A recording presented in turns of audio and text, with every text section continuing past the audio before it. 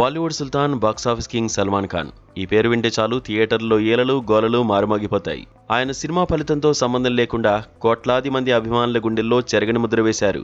అయితే ఇప్పుడు సల్మాన్ గురించి ఒక వార్త సోషల్ మీడియాలో విపరీతంగా చక్కర్లు కొడుతోంది. 3,000 కోట్ల భారీ సామ్రాజ్యాన్ని నిర్మించిన సల్మాన్ తన వీలునామాను సిద్ధం చేశారన్న వార్త ఇప్పుడు సినీ వర్గాల్లో చర్చనీయాంశమైంది.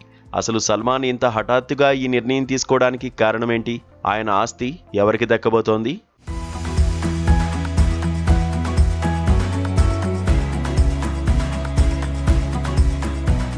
దాదాపు 3 దశాబ్దాలుగా ఇండస్ట్రీని ఏలుతున్న సల్మాన్ ఖాన్ సినిమాల ద్వారానే కాకుండా వివిధ వ్యాపారాల ద్వారా కూడా భారీగా సంపాదించారు. ఆయన ఆస్తుల విలువ సుమారు 3,000 కోట్లకు పైమాటే అని అంచనా.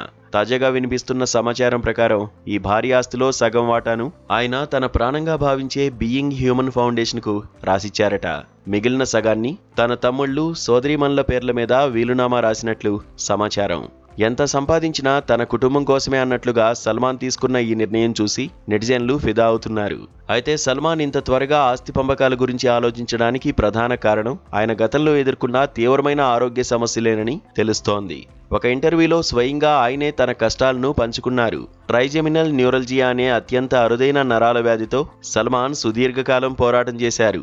దీన్ని వైద్య పరిభాషలో సూసైడ్ డిసీజ్ అని పిలుస్తారు. దీనివల్ల ముఖంలో ఎలక్ట్రిక్ షాక్ తగిలినట్లు భయంకరమైన నొప్పి కలుగుతుందట.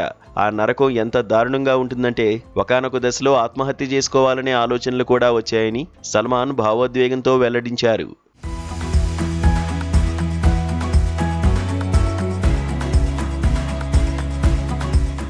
ఈ ప్రాణాంతక వ్యాధి కోసం లండన్లో ప్రత్యేక చికిత్స తీసుకున్న సల్మాన్ ఎంతో మనోధైర్యంతో దాని నుంచి కోలుకున్నారు. ప్రస్తుతం ఆయన పూర్తి ఆరోగ్యంతో వరుస సినిమాలు చేస్తూ బిజీగా ఉన్నారు.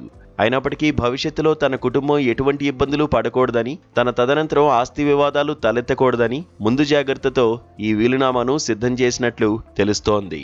తన చుట్టూ ఉన్న వారిపై ఆయనకు ఉన్న ప్రేమాభిమానాలు చూసి అభిమానులు సెల్యూట్ చేస్తున్నారు.